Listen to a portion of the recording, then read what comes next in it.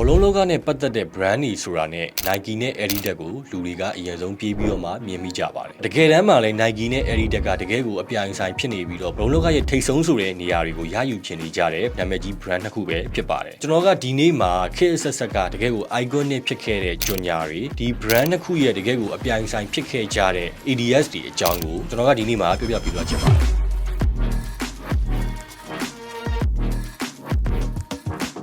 အားလုံးပဲမင်္ဂလာပါ Yes Sport TV ကနေပြီးတော့မှပြန်လည်ကြိုဆိုလိုက်ပါတယ်။ဘာပေါ်မှာပေါ့နော် brand ကြီးတွေအများကြီးရှိတယ်။အဲ့ဒီထဲကမှဒီဘောလုံးလောကနဲ့ဆက်ဆက်နေတဲ့ brand လို့ပြောလိုက်ပြီးဆိုတာနဲ့ Nike နဲ့ Adidas ကတော့လူတွေအရင်ဆုံးပြေးပြီးတော့မှမြင်မိကြတဲ့ brand တစ်ခုပဲ။ဒီ brand တစ်ခုကလည်းတကယ်ကိုသူရင်ကိုယ်ကလည်းသူ့ထက်ကိုအကျော်မခံပဲနဲ့ခေတ်ပေါင်းများစွာတွေကပြိုင်ဆိုင်လာခဲ့ကြတာကိုကျွန်တော်တို့လက်ရှိချိန်ကြီးမြင်တွေ့နေကြရသေးပဲပေါ့နော်။ iconic ဖြစ်တဲ့တကယ်ကိုနိုင်ငံကျော်ကစားသမားတွေကိုလည်းဒီ brand တစ်ခုကတကယ်ကိုအပြိုင်ဆိုင်စာချုပ်တွေချုပ်ဆိုကြတယ်။ Messi ဆိုလို့ရှိရင် Adidas ကဒါတသက်တာစာချုပ်ချုပ်ဆိုထားသလို Ronaldo ဆိုလို့ရှိရင်လည်း Nike ကတသက်တာစာချုပ်ချုပ်ဆိုထားတယ်။ Nike နဲ့ Adidas ကတော့သူ့ရန်သူဒါအားလာချက်အားနေချက်လေးတွေတော့ရှိတယ်ပေါ့နော်။ဒါ Nike ကတော့ဒါလွတ်လပ်မှုလမ်းဆန်းမှုကိုကိုစားပြုတဲ့ဒါ brand တစ်ခုအနေနဲ့ရပ်တည်တယ်။ Adidas ကတော့ဒါဖြစ်နိုင်တာကိုဖြစ်အောင်လုပ်မယ်ဆိုတဲ့ခံယူချက်နဲ့ဒါရပ်တည်နေတဲ့ brand ပေါ့။ဒါ Nike ရဲ့ God vs Evil ကြော်ညာတို့ Joga Bonito တို့ပြောလို့ရှိရင်ဒီ The Airport ပေါ့နော်ဒီကြော်ညာတို့ဆိုလို့ရှိရင်တော်တော်လေးကို iconic ဖြစ်တယ်။ပြောလို့ရှိရင်ဒီ Adidas ရဲ့ Pose Plat Tan တို့ဒါ Impossible is Nothing တို့ဒီလိုကြော်ညာတွေဆိုလို့ရှိရင်လည်းဒါလူသိများပြီးတော့စိတ်ဝင်စားဖို့ကောင်းတဲ့ကြော်ညာတွေလို့ပြောလို့ရတယ်ဒီနေ့မှာကျွန်တော်က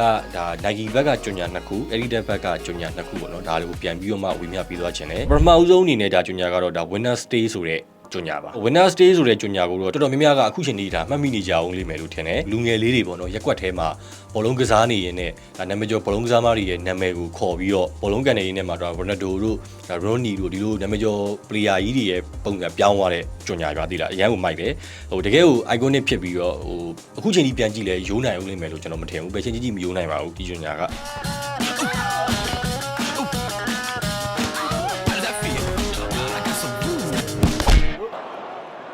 Sono contento di non essere lui. It's a good header though.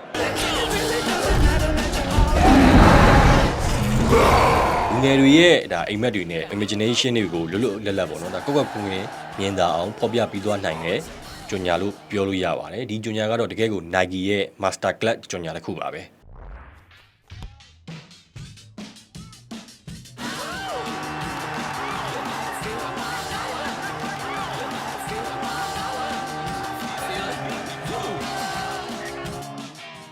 ပြီးတော့လို့ရှိရင် Adidas ကရိုက်ထားတဲ့ဒါ Hey Jude ဆိုတဲ့ကြော်ညာဖြစ်ပါတယ် Hey Jude, don't make it bad. It's the worst nightmare. Take a sad song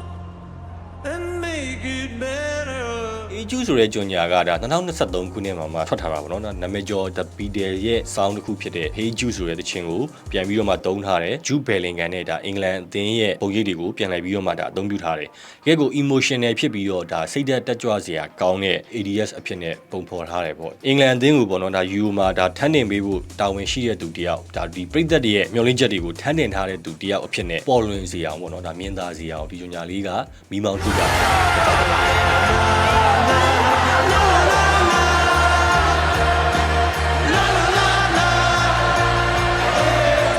ပြီးတော့လို့ရှိရင်တော့ဒါ take it to the next level လို့ခေါ်တဲ့ကြော်ညာဖြစ်ပါတယ်တော်တော်လေးကိုမိုက်တယ်လို့ပြောလို့ရတယ်ဒါ first person point of view ကနေပြီးတော့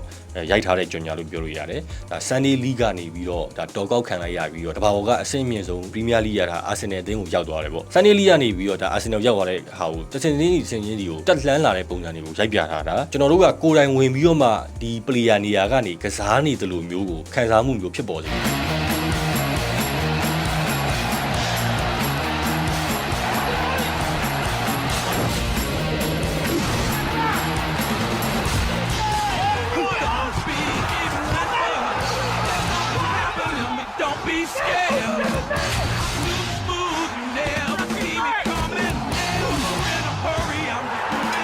professional ဘောလုံးကစားမတယောက်ရဲ့ဒီအခက်အခဲတွေကြိုးစားရတဲ့ပုံစံတွေကိုဒီကြော်ညာမှာကျွန်တော်တို့မြင်တွေ့ရနိုင်တယ်ကျွန်တော်တို့ကိုယ်တိုင်ဒါဘောလုံးကစားမတယောက်ဖြစ်သွားစီနိုင်လောက်တဲ့ခံစားမှုမျိုးကိုလည်းဒီကြော်ညာကပေးဆွတ်နိုင်တယ်ပြောလို့ရှိရင်တော့ဒါ Nike ကရိုက်ထားလိုက်တာ The Last Game ဆိုတဲ့ကြော်ညာပေါ့ဒါကတော့ဒါ animation ကြော်ညာပေါ့နော် Nike ရဲ့ဒီ The Last Game ဆိုလို့ရှိရင်ဒီ animation ကြော်ညာလေးကဘောလုံးလောကကိုပါလှုပ်ကင်ခဲ့တယ်လို့ပြောလို့ရတယ်အချက်လက်တွေ perfect ဖြစ်မှုတွေကိုဒီဦးစားပေးလာတဲ့ ဒီဘောလုံးကဘာကြီးထဲမှာကျွန်တော်တို့တွေကဒီလူသားဆန်မှုနဲ့လွတ်လပ်မှုတွေကတဖြည်းဖြည်းနဲ့စိတ်သုံးလာတယ်ဆိုတာကိုဒီညာလေးကမိမောင်းထုတ်ပြထားတယ်ဒါလူသားတွေရဲ့နေရာကိုစက်ရုပ်တွေနဲ့အစားထိုးကြတယ်နာမည်ကျော်ဘောလုံးသမားတွေကငါးဖမ်းတဲ့လူကဖမ်းသပင်ညက်တဲ့လူကညက်ပေါ့နော်စာအုပ်ရောင်းတဲ့လူကရောင်းပေါ့ဒီလိုမျိုးတွေအစုံတွေလိုက်ပြီးတော့အတမွေးဝမ်းကြောင်းလုပ်နေရတယ်ပေါ့အဲ့လိုအချိန်မျိုးမှာဒေါ်နယ်တိုနေဂျယ်ရီယိုကဒီလိုကစားမကောင်းတွေကိုလိုက်လံပြီးတော့မှပြန်ပြီးတော့စုတယ်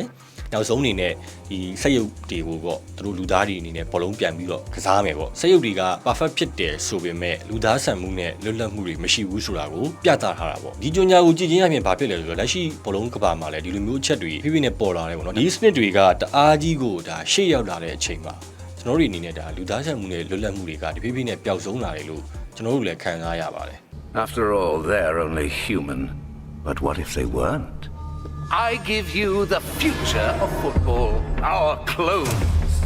Flawless decision-making. Guaranteed results. It's what the people want. Football just changed forever. ဒီကုန်းချုပ်ရမယ်ဆိုလို့ရှိရင်တော့ဒါ Nike နဲ့ Adidas ဆိုတဲ့ brand နှစ်ခုက